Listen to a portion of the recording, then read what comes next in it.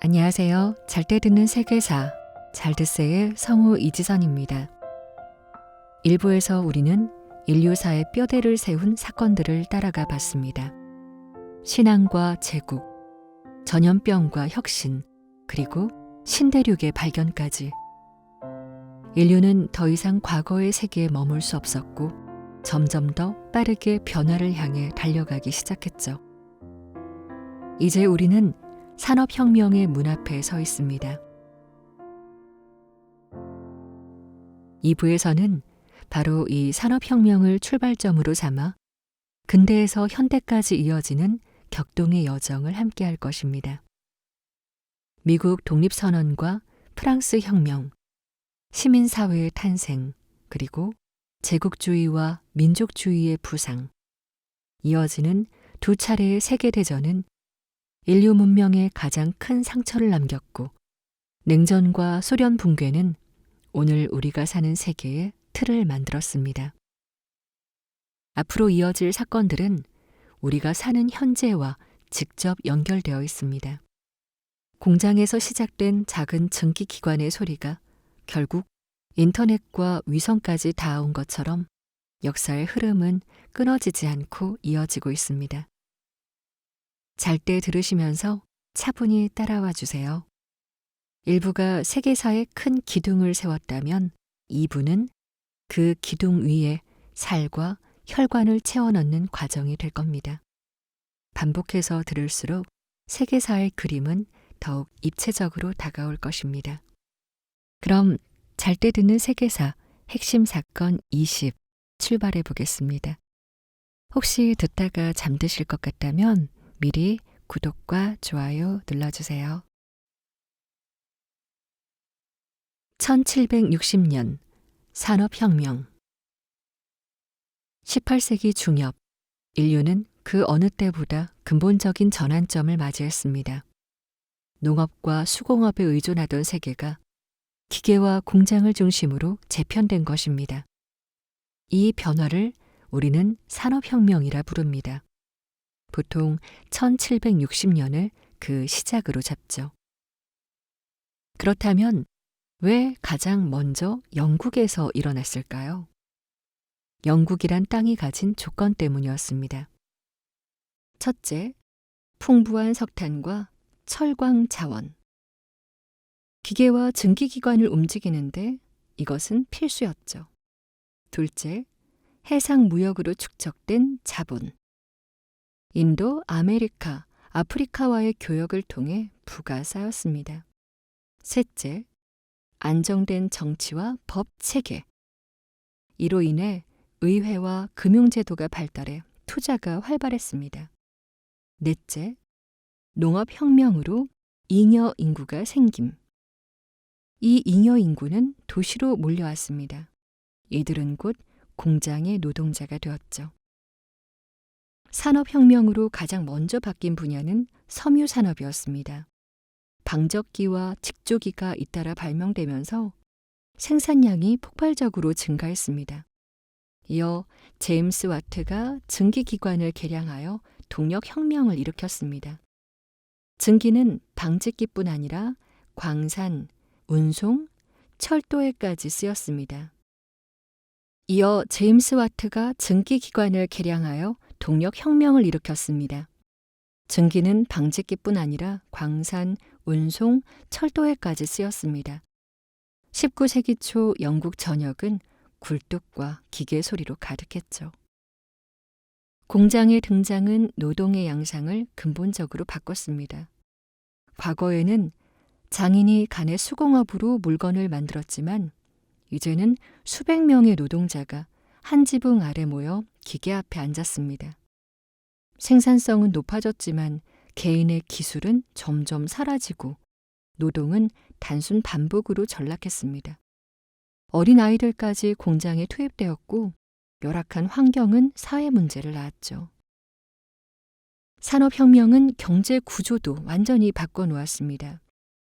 생산량이 늘어나자 물가는 안정되고 생활 수준이 점차 향상되었습니다. 철도와 증기선이 등장하면서 교통과 통신의 혁신도 뒤따랐죠. 세계는 더 빠르고 더 넓게 연결되었습니다. 그러나 빚만 있었던 것은 아닙니다. 도시에는 인구가 폭발적으로 몰려들었고 위생과 주거 환경은 열악했습니다. 빈부격차가 심화되었고 노동 착취는 심각했죠. 이 문제는 곧 사회주의 사상의 등장을 촉발했습니다. 마르크스와 엥겔스가 1848년 공산당 선언을 발표한 것도 산업혁명 이후 자본주의 사회의 모순 때문이었습니다. 그럼 산업혁명이 어떤 의미를 지니는지 볼까요? 첫째, 인류가 처음으로 지속적 성장을 경험했습니다. 이전까지는 전쟁이나 기후에 따라 흔들리던 경제가 이제는 기계와 과학 덕분에 꾸준히 발전할 수 있게 되었습니다. 둘째, 서양이 세계를 압도하는 힘을 얻게 됐습니다. 산업혁명을 거친 영국과 유럽은 아시아와 아프리카를 식민지화하며 제국주의 시대를 열었습니다. 셋째, 인간과 자연의 관계를 바꾸어 놓았습니다. 인간은 자연을 단순히 경작하는 존재에서 에너지를 추출하고 기계를 통해 지배하는 존재로 변하게 했죠. 이는 동시에 환경 파괴라는 새로운 문제를 낳았습니다. 정리하자면 1760년 산업혁명은 농업사회에서 산업사회로의 대전환이었습니다. 석탄과 증기, 기계와 공장, 그리고 자본주의의 본격적 출발, 이 모든 것이 이 시기 영국에서 시작되었습니다. 기억 포인트 1760 산업혁명, 인류가 처음으로 기계와 자본으로 세상을 바꾸기 시작한 순간. 1776년 미국 독립선언. 1776년 7월 4일 북아메리카의 13개 식민지는 하나의 문서를 세상에 내놓습니다. 이름은 독립선언.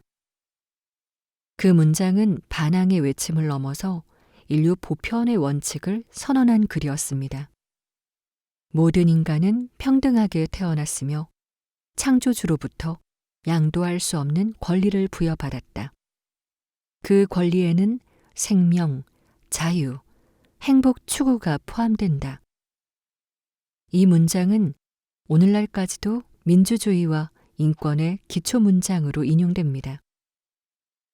18세기 중반 북아메리카 대륙의 동부에는 영국 식민지가 자리하고 있었습니다. 13개 주라 불리던 이 지역은 각기 다른 성격을 지니고 있었지만 공통적으로 영국 본국의 지배를 받았습니다.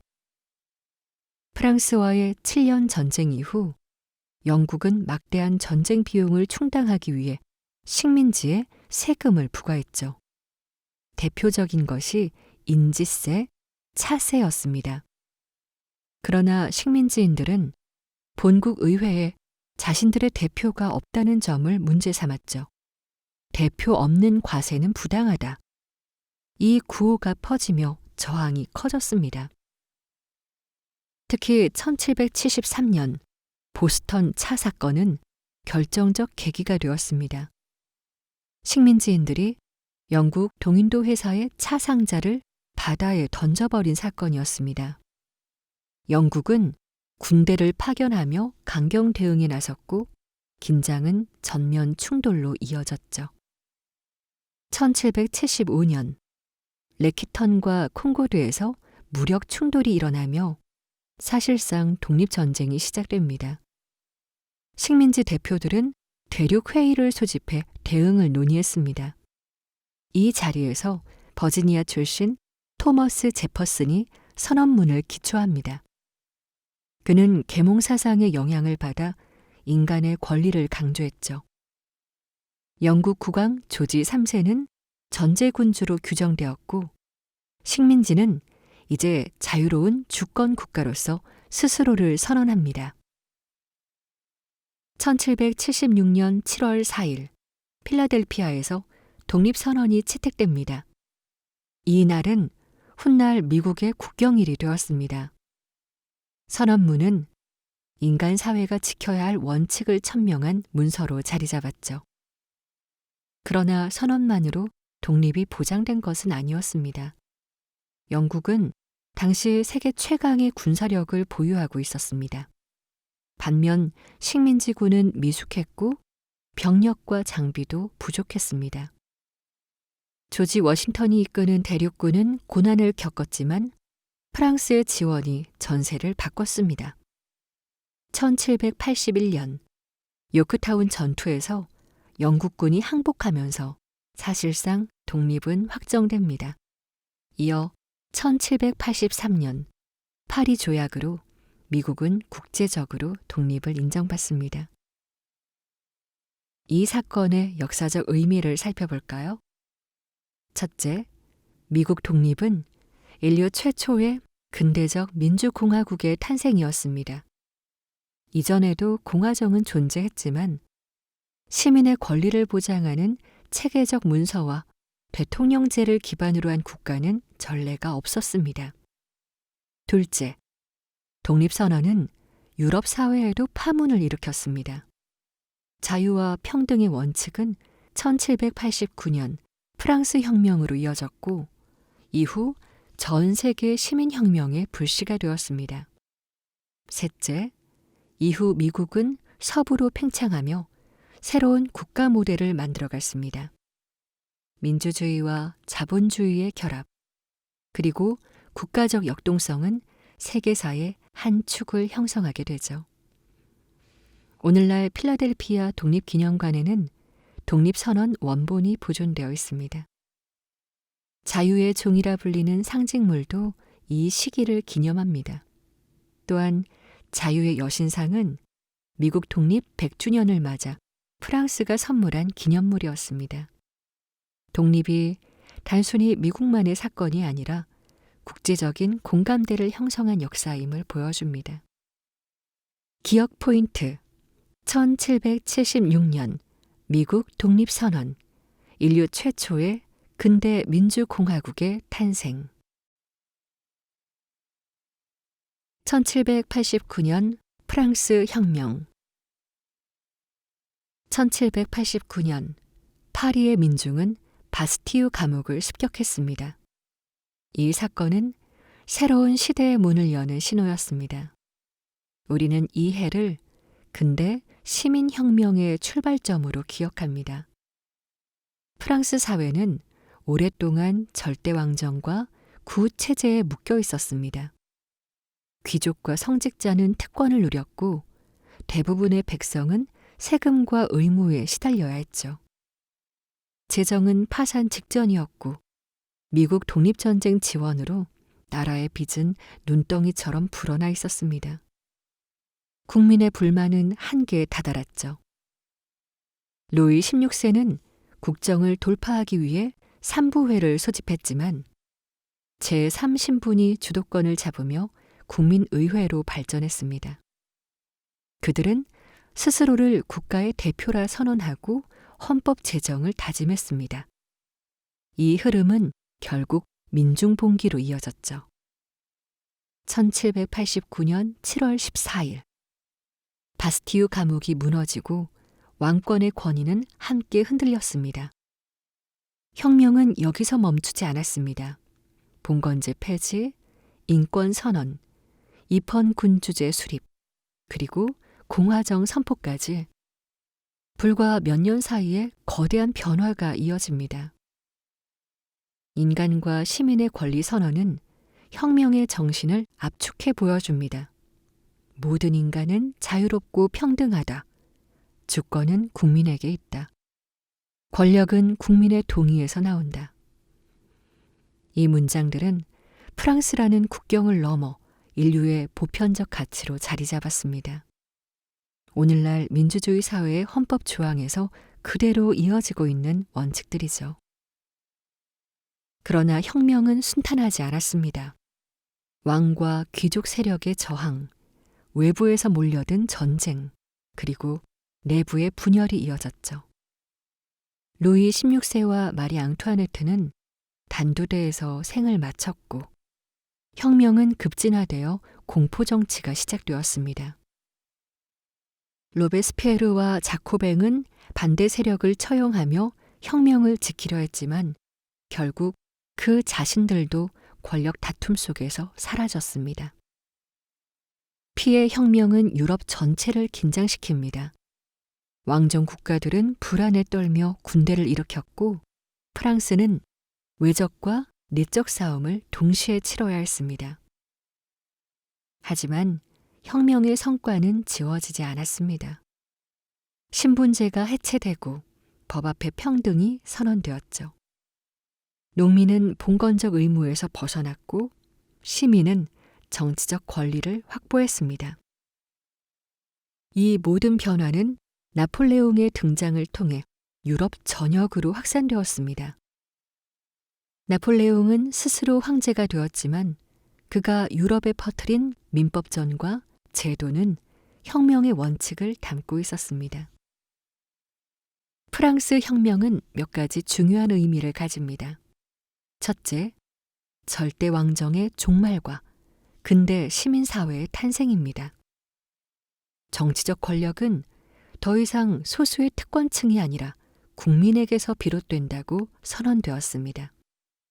둘째, 인권과 자유의 보편적 가치가 전 세계로 확산되었습니다. 라틴 아메리카 독립운동, 19세기 유럽의 혁명, 심지어 아시아와 아프리카의 해방운동까지 이 정신을 이어받았죠.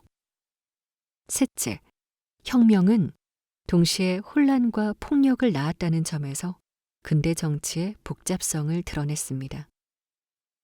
자유와 평등을 향한 열망은 때로는 공포와 피비린내 속에서 시험받았습니다.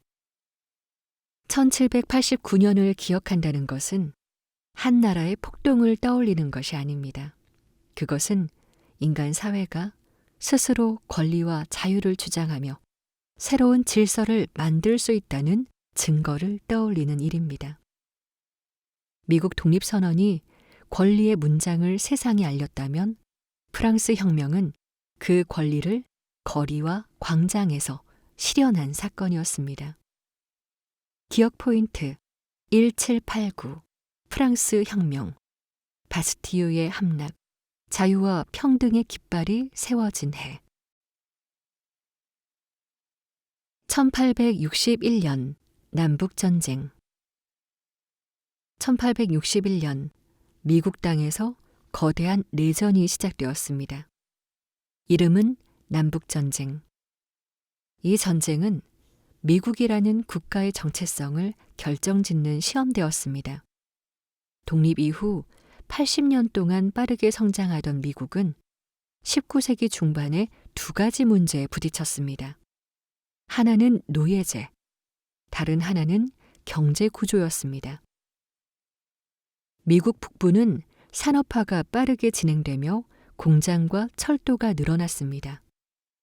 자유노동을 바탕으로 한 사회였고 노예제는 점점 필요하지 않았죠. 반면 남부는 면화와 플랜테이션 경제에 의존하고 있었습니다.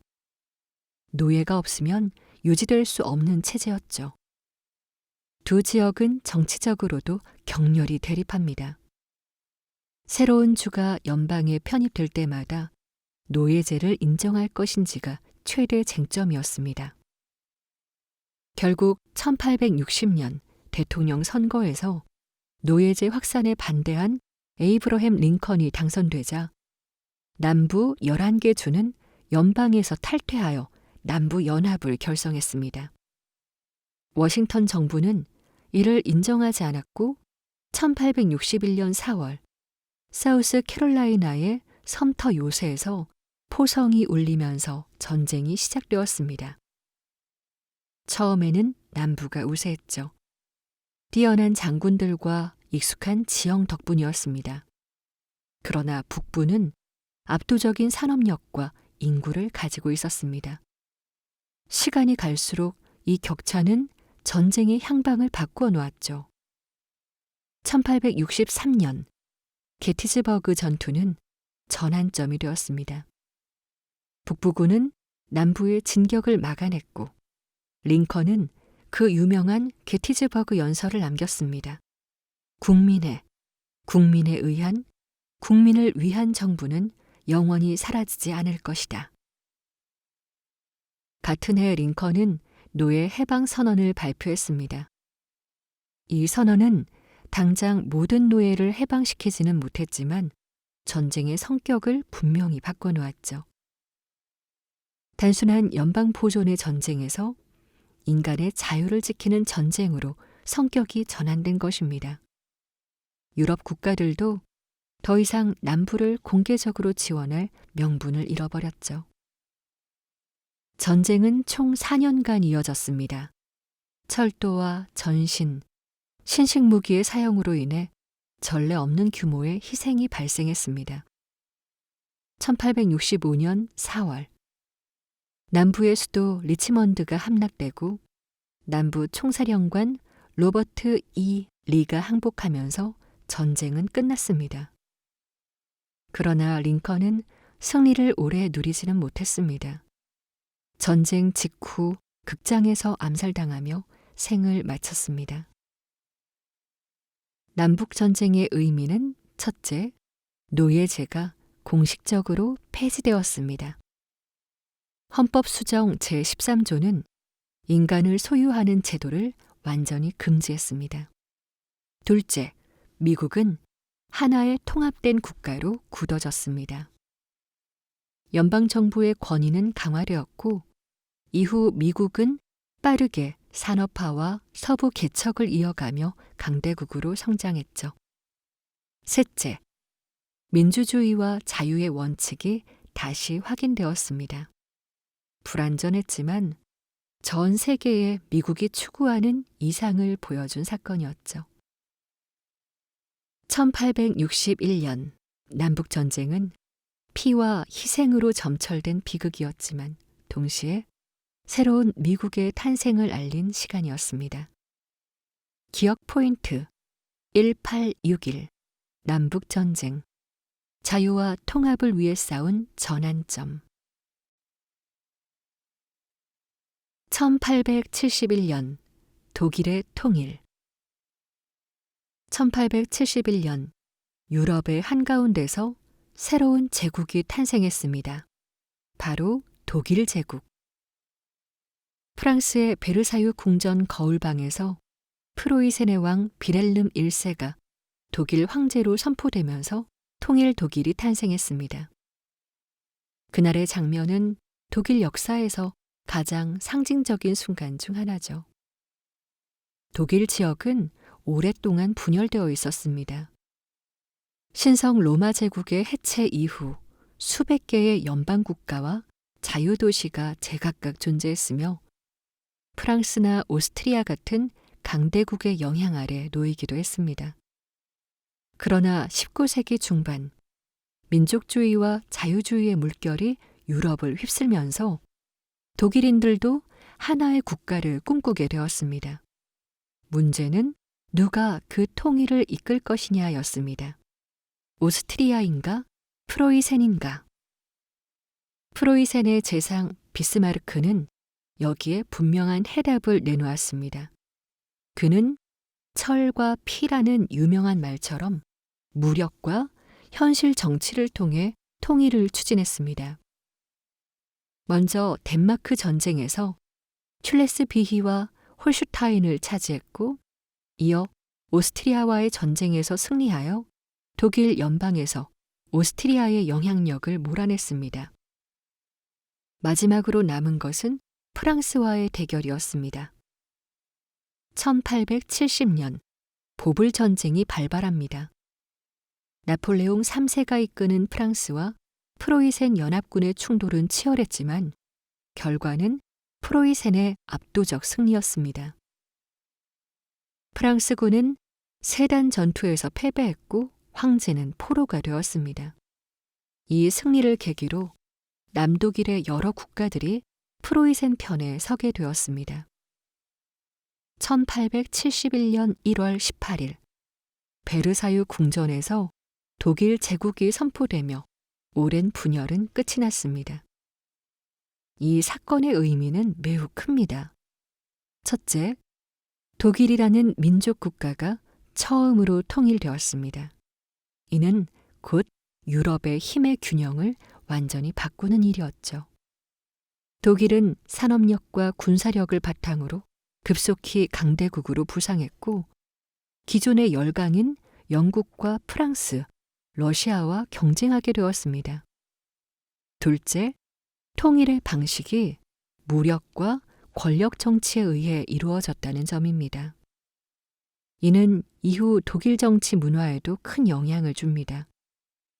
비스마르크의 현실 정치는 냉철했지만 동시에 강압적이었고, 훗날 제국주의와 세계대전의 길로 이어지는 토대가 되었죠.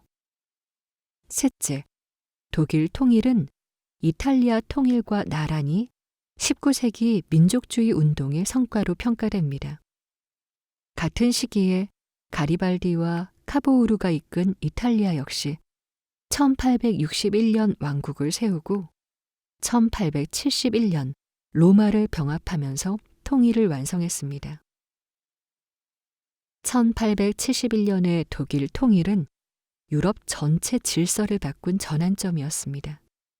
그 이후 독일은 1차 세계대전과 2차 세계대전의 중심 무대로 떠오르게 됩니다. 기억 포인트 1871 독일 통일 유럽의 세력 균형을 흔든 새로운 제국의 탄생 1876년 벨의 전화 발명 1876년 알렉산더 그레이엄 벨은 인류의 소통 방식을 완전히 바꿔놓는 발명품을 세상에 내놓았습니다. 바로 전화입니다. 이전까지 사람과 사람이 멀리서 의사를 전달하려면 편지와 전신이 전부였습니다. 편지는 시간이 오래 걸렸고 전신은 점과 선으로 이루어진 부호만을 보낼 수 있었습니다. 그런데 벨의 전화는 곧장 목소리를 전달했습니다. 음성을 전기 신호로 바꾸어 선을 타고 흘려보낸 뒤 다시 소리로 환원하는 기술. 이 발명은 인류가 거리를 넘어 대화할 수 있게 만든 혁신이었습니다. 벨은 원래 청각 장애인을 가르치는 교사였습니다. 그는 사람의 발성과 청각 구조에 깊은 관심을 가지고 있었고, 이 연구가 전화기의 발명으로 이어졌죠. 같은 시기 미국의 엘리샤 그레이도 비슷한 장치를 구상했지만 특허 등록에서 벨이 단 몇 시간 먼저 도착하며 우선권을 차지했다고 합니다. 이 사건은 오늘날까지도 발명 우선권 논란으로 회자됩니다. 그러나 대중이 기억하는 이름은 결국 벨이었습니다. 전화 발명 직후 사람들은 큰 충격과 흥분을 느꼈습니다. 멀리 떨어진 사람의 목소리를 곧장 듣는다는 것은 마치 마법 같았죠. 곧바로 전화 교환소가 설치되고 도시의 가정과 사무실에는 전화기가 놓이기 시작했습니다. 초기의 전화기는 오늘날과는 달리 송신기와 수신기가 분리된 단순한 구조였지만 사람들에게는 세상을 바꾸는 신기술이었습니다. 이 발명은 단순한 편리함을 넘어서 사회 구조 전체를 바꾸었습니다. 상인의 거래는 빨라졌고 긴급한 소식은 즉시 전달되었습니다. 정치와 외교, 언론과 금융까지 전화 없이는 상상할 수 없는 체계로 변했죠. 철도와 증기선이 공간을 압축했다면 전화는 시간을 압축했습니다. 그리고 사람들의 일상마저 바꿔 놓았습니다. 안부를 묻는 편지는 며칠이 걸렸지만 전화는 순간에 가능했습니다. 1870년대 후반 이후 불과 몇십 년 사이 전화는 전 세계로 퍼져나갔습니다. 미국은 물론 유럽과 아시아의 대도시에서도 전화망이 깔렸고 20세기에는 국제통화가 가능해졌습니다. 그리고 훗날 무선통신, 인터넷, 스마트폰으로 이어지는 거대한 흐름이 시작되었죠. 벨의 발명은 인류 커뮤니케이션의 혁명적 전환점이었습니다. 1876년의 전화 발명은 산업혁명 이후 이어진 과학기술 혁신의 한 장면이기도 했습니다. 증기기관, 전구, 자동차와 함께 전화는 근대 문명의 상징이 되었고 사람들의 삶을 구체적으로 바꾸었습니다. 기억 포인트 1876 벨의 전화 발명 인류가 목소리로 연결된 해 1914년 제1차 세계대전 1914년 여름 유럽은 전쟁의 불길 속으로 빨려 들어갔습니다. 그해 6월 오스트리아 황태자 프란츠 페르디난트가 사라예보에서 세르비아 청년에게 암살당한 사건이 직접적인 계기가 되었죠. 하지만 이 사건은 불시에 불과했습니다. 유럽은 이미 수십 년간 군비 경쟁과 민족 갈등, 제국주의 경쟁으로 가득 차 있었고 작은 불씨 하나가 거대한 폭발로 이어진 것입니다. 전쟁은 오스트리아가 세르비아에 선전포고를 하면서 시작되었습니다. 러시아가 세르비아를 지원하자 독일이 러시아에 맞서고 프랑스가 러시아 편에 서자 독일은 프랑스에 선전포고를 했습니다. 이어 독일이 벨기에를 침공하면서 영국까지 참전했습니다. 불과 한 달 남짓한 사이에 유럽의 주요 국가들이 모두 전쟁에 휘말렸죠. 세계는 전례 없는 규모의 충돌을 맞이했습니다. 당시 사람들은 전쟁이 짧게 끝날 것이라 생각했습니다. 그러나 전쟁은 새로운 양상으로 흘러갑니다. 참호전이 시작된 것입니다. 서부 전선에서는 벨기에와 프랑스 북부 전역에 수천 킬로미터에 달하는 참호가 파였고 군인들은 그 안에서 몇 년을 버텨야 했습니다. 기관총, 대포, 독가스 같은 신무기가 쏟아져 나오면서 전투는 소모전이 되었죠. 병사들은 몇 미터 전진하기 위해 수천 명이 희생되기도 했습니다. 동부전선도 격렬했습니다. 독일과 오스트리아는 러시아와 맞섰고 발칸과 중동, 아프리카 식민지까지 전쟁은 확산되었습니다. 일본도 독일 조차지를 공격하며 전쟁에 가담했고 곧 전쟁은 진정한 의미의 세계 전쟁으로 변했습니다. 1917년 또 하나의 전환점이 찾아왔습니다. 미국이 참전한 것입니다. 독일의 무제한 잠수함 작전과 독일 외교 문서가 공개되면서 미국은 연합국 편에 섰습니다. 신선한 병력과 막대한 자원이 투입되자 전세는 기울기 시작합니다. 같은 해 러시아에서는 혁명이 일어나 전쟁에서 이탈합니다. 결국 1918년 독일은 더 이상 전쟁을 감당하지 못하고 항복했습니다. 전쟁의 결과는 참혹했죠. 약 1,000만 명의 군인과 수많은 민간인이 목숨을 잃었습니다. 산업도시와 농촌은 파괴되었고 유럽은 황폐해졌습니다. 무엇보다 사람들의 정신세계가 깊이 흔들렸습니다. 이전까지 진보와 과학, 문명이 인류를 밝은 미래로 이끌 것이라는 믿음은 산산이 깨졌죠. 참호 속에서 허망하게 죽어간 세대는 스스로를 잃어버린 세대라 불렀습니다. 정치적 결과도 엄청났습니다. 독일, 오스트리아, 헝가리, 오스만 제국, 러시아 제국이 무너졌습니다. 유럽의 옛 제국들이 몰락하고 새로운 정치 지형이 나타났죠. 베르사유 조약은 독일의 막대한 배상과 군사적 제약을 부과했습니다. 그러나 이 조약은 오히려 불만과 분노를 키워 훗날 또 다른 세계대전의 불씨가 되었습니다. 제1차 세계대전은 근대와 현대를 가르는 분수령이었습니다. 과학기술은 파괴의 도구로 전환되었고 민족주의와 제국주의의 폭발은 세계 질서를 근본적으로 흔들었습니다. 전쟁은 끝났지만 그 그림자는 20세기 전반을 지배했습니다. 1914년을 기억한다는 것은 전쟁의 연도를 외우는 것이 아닙니다.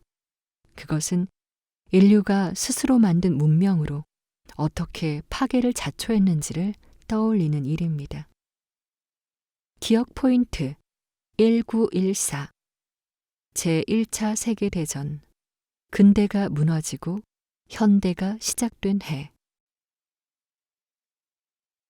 1917년 러시아 혁명 1917년 러시아 땅에서 두 번의 혁명이 연이어 일어났습니다. 하나는 제국을 끝낸 혁명이었고 다른 하나는 세계 최초의 공산국가를 탄생시킨 혁명이었습니다. 이 두 사건을 우리는 함께 묶어 러시아 혁명이라 부릅니다. 20세기 초 러시아 제국은 거대한 영토와 인구를 자랑했지만 내부는 불안정했습니다. 황제 니콜라이 2세가 다스리는 체제는 여전히 절대왕정에 가까웠습니다.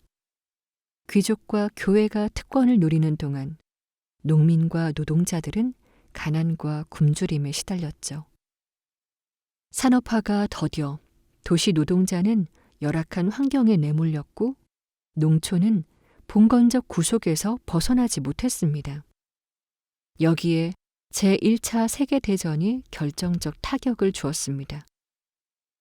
병력은 끊임없이 전선으로 끌려갔고 보급은 부족했으며 전쟁은 연전연패였습니다.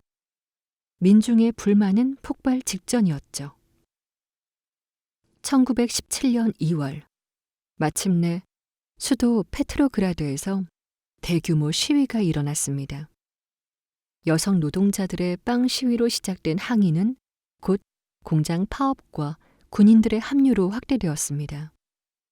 결국 황제는 퇴위했고 로마노프 왕조는 300년의 통치를 끝냈죠. 이 사건을 2월 혁명이라 부릅니다. 혁명의 결과 러시아에는 임시정부가 들어섭니다. 그러나 임시정부는 전쟁을 계속하겠다고 선언했고 민중의 기대와는 달리 삶은 개선되지 않았습니다. 그 틈을 파고든 세력이 있었습니다. 바로 볼셰비키였습니다. 레닌이 이끄는 이 혁명적 사회주의자들은 평화, 빵, 토지를 외쳤습니다. 전쟁을 끝내고 농민에게 토지를, 노동자에게 권력을 주겠다는 구호는 대중의 마음을 사로잡았죠. 그리고 10월, 무장봉기가 일어납니다. 볼셰비키는 임시정부를 무너뜨리고 권력을 장악했습니다. 이것이 10월 혁명 혹은 볼셰비키 혁명입니다. 이로써 세계 최초의 공산주의 정권이 세워집니다. 이름은 소비에트 사회주의 공화국 연방, 줄여서 소련이었습니다. 레닌은 전쟁에서 이탈해 독일과 브레스트 리토프스크 조약을 맺고 평화를 얻었습니다.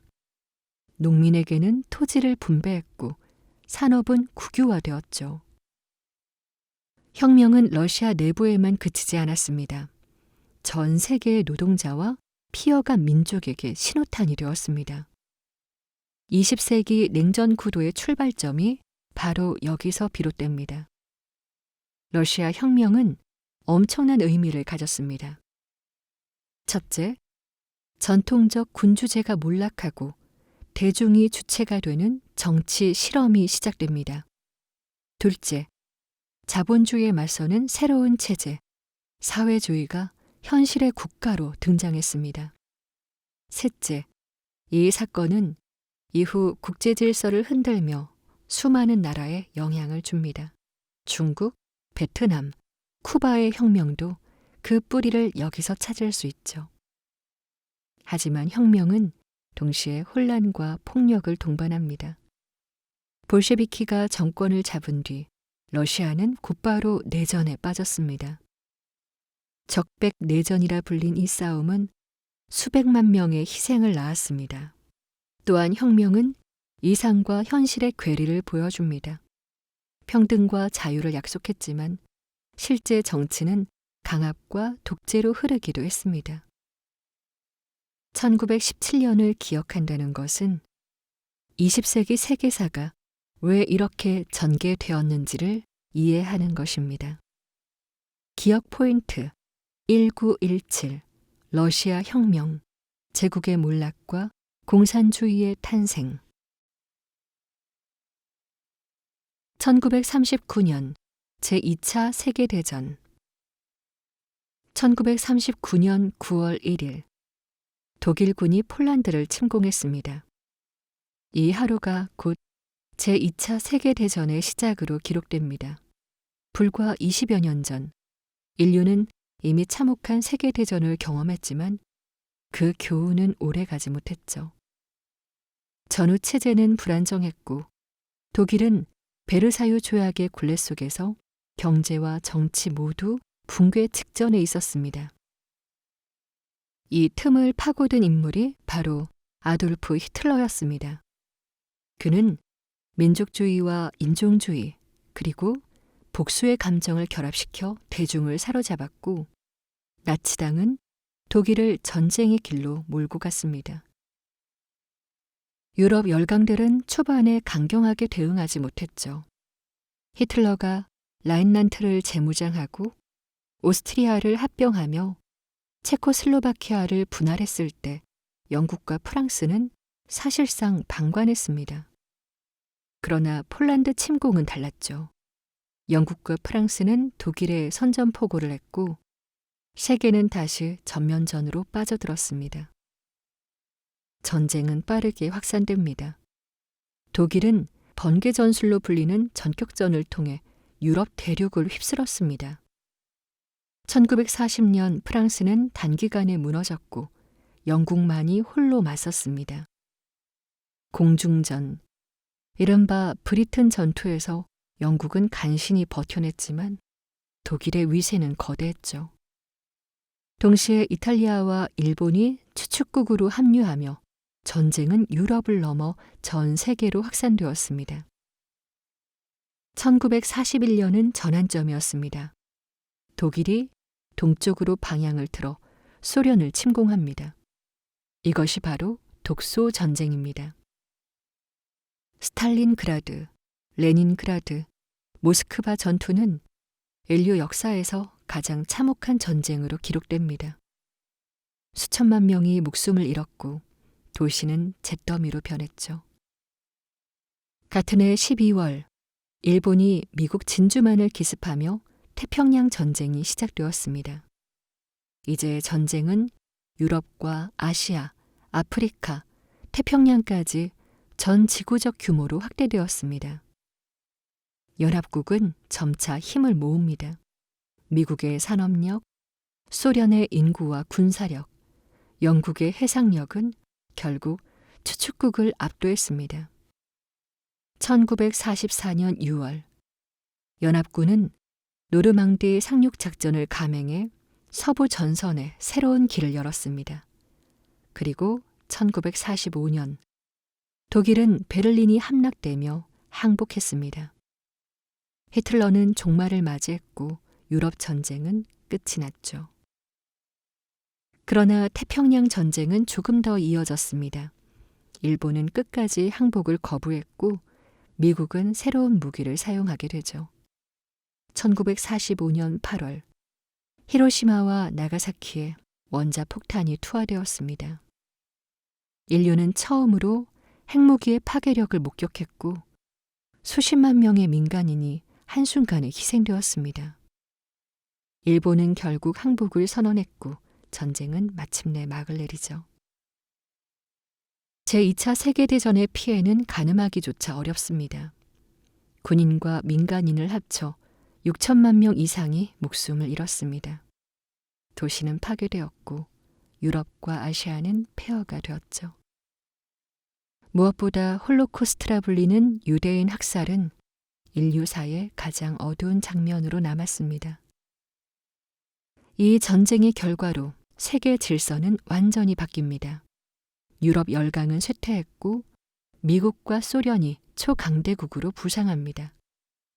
냉전 체제가 시작된 것도 이때부터입니다. 유엔이 창설되어 국제 협력의 틀을 만들었지만 동시에 핵무기라는 새로운 위협이 인류를 짓누르게 되었습니다.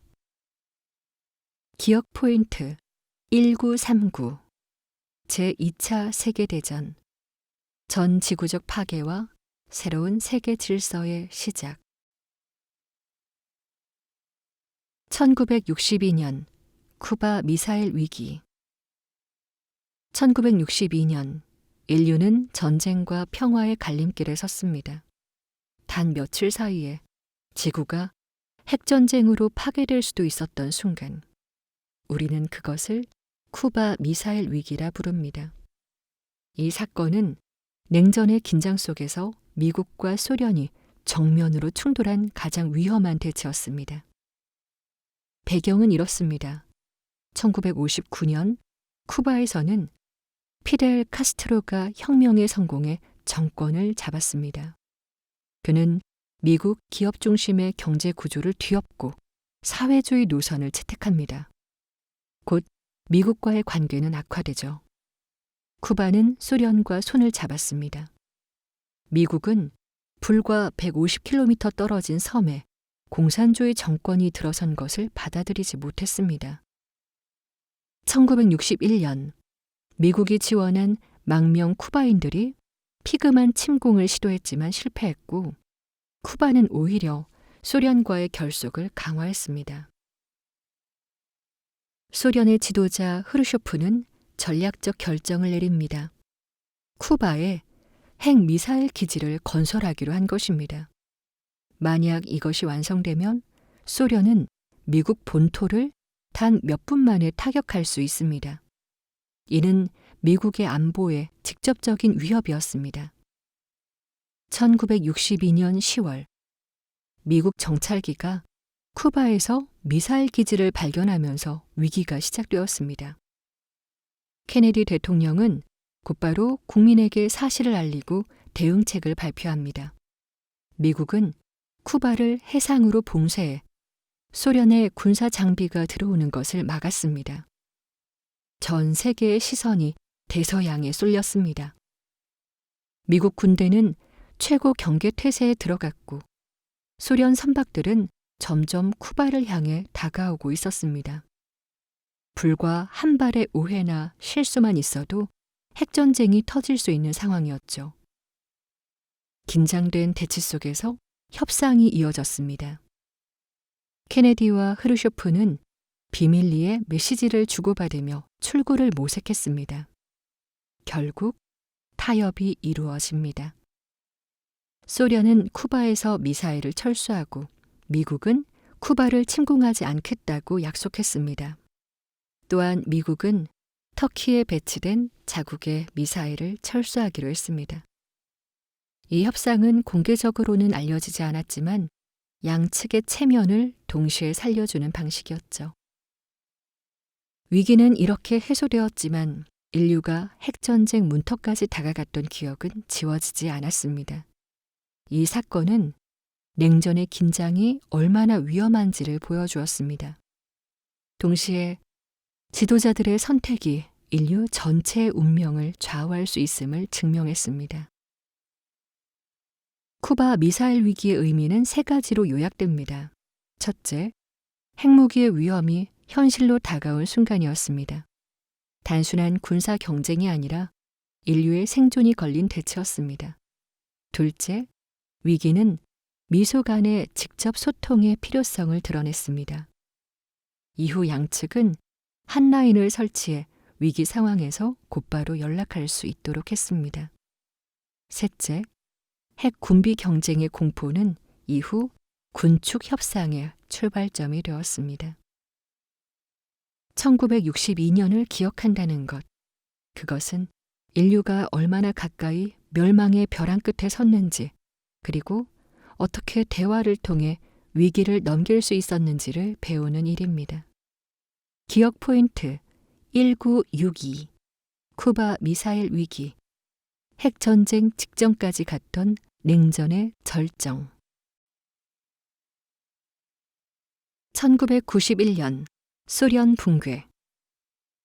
1991년 20세기 내내 세계를 양분했던 초강대국 중 하나가 무너졌습니다.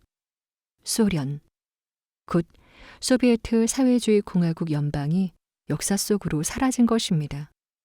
이 사건은 한 나라의 해체가 아니라 냉전 체제의 종말이자 새로운 세계 질서의 시작을 알리는 순간이었습니다.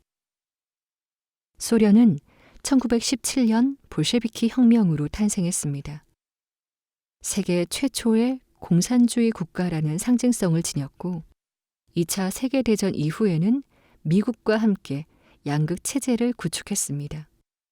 그러나 1970년대 이후부터 경제와 사회는 점점 침체에 빠졌습니다. 중앙계획 경제는 비효율적이었고 군비 경쟁은 국가 재정을 압박했습니다. 생활 물자는 부족했고 국민들의 불만은 쌓여갔죠. 1985년 고르바초프가 집권하면서 분위기는 바뀌었습니다. 그는 페레스트로이카, 개혁과 글라스노스트, 개방이라는 정책을 내걸었습니다. 경제 구조를 개혁하고 언론의 자유를 확대하며 서방과의 긴장을 완화하려 했습니다. 처음에는 희망을 불러일으켰지만 곧 체제의 모순이 드러나기 시작합니다. 언론의 자유는 곧 체제 비판으로 이어졌고 각 공화국은 독립을 요구했습니다. 1989년 동유럽에서 공산 정권이 연쇄적으로 무너진 것도 치명적이었죠. 폴란드에서 시작된 민주화 바람은 헝가리, 체코, 루마니아, 불가리아로 퍼져나갔습니다. 같은 해 베를린 장벽이 무너졌고 동독은 서독과 통일의 길에 들어섰습니다. 소련의 영향력은 순식간에 붕괴되었죠. 결정적인 순간은 1991년 여름이었습니다. 보수파가 쿠데타를 일으켜 고르바초프를 감금했지만 민중의 저항과 옐친의 대응으로 실패했습니다. 그러나 이 사건은 소련의 권위에 치명타를 입힙니다. 공화국들은 더 이상 연방에 머물 필요가 없다고 판단했습니다. 그해 말 러시아, 우크라이나, 벨라루스 지도자들이 모여 독립국가 연합 창설을 선언했습니다. 며칠 뒤 소련 국기는 크렘린 궁에서 내려졌고 러시아 연방 국기가 개양되었습니다. 소련은 공식적으로 해체된 것이죠. 소련 붕괴의 의미는 세계사적으로 막대합니다. 첫째, 냉전 체제가 종식되었습니다. 미국과 소련의 대결로 규정되던 국제 정치 구도가 무너지고 미국이 단일 초강대국으로 남았습니다. 둘째, 사회주의 모델이 근본적인 도전에 직면했습니다. 공산주의가 반드시 승리할 것이라는 믿음은 깨졌고 자본주의와 민주주의가 세계의 주류 체제로 굳어졌습니다. 셋째, 새로운 혼란이 시작되었습니다. 중앙아시아와 동유럽의 여러 국가는 갑작스러운 독립과 체제 전환으로 불안정에 빠졌고 오늘날까지도 그 여파는 이어지고 있죠. 기억 포인트 1991 소련 붕괴, 냉전의 종말과 미국 중심 세계의 시작. 에필러그. 이제까지 다룬 사건들을 하나로 묶어 세계사의 큰 흐름을 다시 한번 짧게 정리해 보겠습니다. 30년 무렵 예수 그리스도가 십자가에 처형되며 새로운 신앙 공동체가 생겼습니다. 로마 제국이 지배하던 세계에서 싹튼 이 작은 운동은 곧 기독교라는 이름으로 제국의 종교가 되었고 이후 서양사의 영적 토대가 되었습니다. 476년 서로마 제국의 마지막 황제 로물루스 아우구스툴루스가 폐위되며 고대는 막을 내렸습니다. 게르만족이 서유럽 곳곳에 자리를 잡고 교회가 사회의 중심이 되면서 중세가 열렸습니다.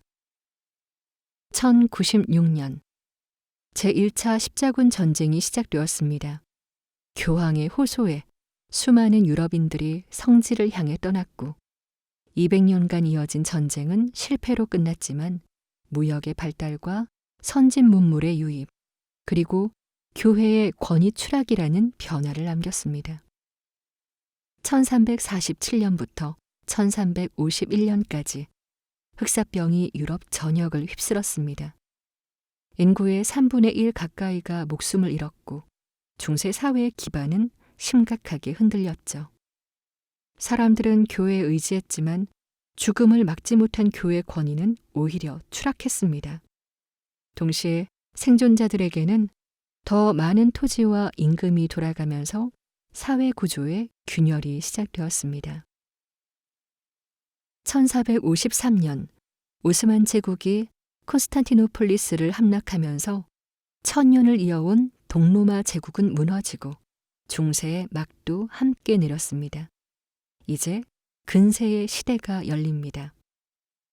1492년 콜럼버스는 대서양을 건너 아메리카 대륙에 도착했습니다. 신대륙 발견은 유럽의 팽창을 가속화하며 대항해 시대와 식민지 세계 체제를 열었습니다. 1517년 마르틴 루터가 비텐베르크 성당 문에 95개 조항을 내걸며 종교 개혁이 시작되었습니다. 가톨릭과 개신교로 갈라진 분열은 유럽을 뒤흔들었고 종교 전쟁으로 이어집니다. 1543년 코페르니쿠스가 지동설을 발표하면서 우주의 중심이 지구가 아니라 태양이라는 생각이 확산되었고 이는 갈릴레이와 뉴턴으로 이어지며 과학혁명의 길을 열었습니다. 1588년 스페인의 무적 함대가 영국에 패배합니다. 이는 가톨릭 중심의 옛 질서가 흔들리고 영국이 해양 패권을 잡는 전환점이 되었습니다. 1760년 영국에서 시작된 산업혁명은 석탄과 증기, 기계와 공장을 통해 인류 사회를 근본적으로 바꾸어 놓았습니다. 이어 1776년 미국의 독립선언, 북아메리카 식민지의 13개 주가 독립을 선언하며 근대 민주공화국이 탄생했고 인류의 보편적 권리가 문서로 천명됩니다. 1789년 프랑스 혁명은 자유와 평등의 이상을 광장과 단두대 위에서 실현하며 근대 시민사회로 가는 길을 열었습니다. 19세기로 들어서며 미국은 남북전쟁을 치렀습니다. 1861년 시작된 이 전쟁은 노예제를 폐지하고 연방을 유지했으며 미국을 근대 국가로 다시 세웠습니다. 1871년에는 프로이센 주도의 독일 통일이 이루어지며 유럽의 세력 균형이 흔들렸습니다. 1876년 벨의 전화 발명은 인류가 목소리로 연결되는 혁신을 가져왔죠. 20세기 초 1914년 제1차 세계대전이 발발하며 근대는 막을 내리고 현대가 열렸습니다. 참호전과 신무기의 참혹함은 문명의 믿음을 깨뜨렸고 제국들이 무너졌습니다. 1917년 러시아 혁명은 제국을 끝내고 세계 최초의 공산주의 국가를 세웠으며 새로운 이념 대립의 시작을 알렸습니다. 1939년 독일이 폴란드를 침공하며 제2차 세계대전이 시작됩니다. 전쟁은 전 지구적 파괴를 낳았고 핵무기와 홀로코스트라는 인류사의 가장 어두운 장면을 남겼습니다. 냉전은 곧바로 시작되었죠. 1962년 쿠바 미사일 위기에서 미국과 소련은 핵전쟁 직전까지 갔고 인류는 멸망의 문턱에서 대화를 통해 간신히 물러섰습니다. 그리고 1991년 소련이 붕괴하면서 냉전은 막을 내립니다. 미국이 단일 초강대국으로 남았고 세계는 새로운 불확실성의 시대를 맞이했습니다. 지금까지 우리는 인류사의 큰 흐름을 바꾼 사건들을 함께 살펴봤습니다. 이 20가지 사건은 단순히 연도를 외우기 위한 것이 아닙니다. 알아두면 세계사의 큰 그림을 이해하는 좌표가 되어줍니다. 예수의 죽음에서 소련의 붕괴까지, 제국의 흥망, 신앙의 전환, 혁명의 열기, 과학과 기술의 혁신, 전쟁과 평화의 갈림길이 서로 얽히며 역사의 흐름을 만들어 왔습니다. 중요한 건 억지로 기억하는 것이 아닙니다. 이런 흐름을 알고 있다면 우리의 일상 속 경험이 훨씬 풍성해질 겁니다.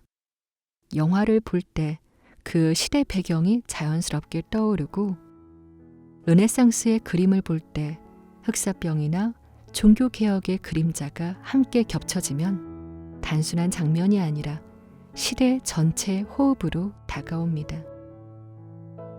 잘 때 들으며 익혔던 이 사건들이 머릿속에서 이어질 때 우리는 세계사를 더 넓고 입체적으로 이해하게 될 것입니다. 지금까지 잘 때 듣는 세계사 잘듣세였습니다. 구독과 좋아요 그리고 멤버십 가입은 저에게 큰 힘이 됩니다. 들어주셔서 감사해요.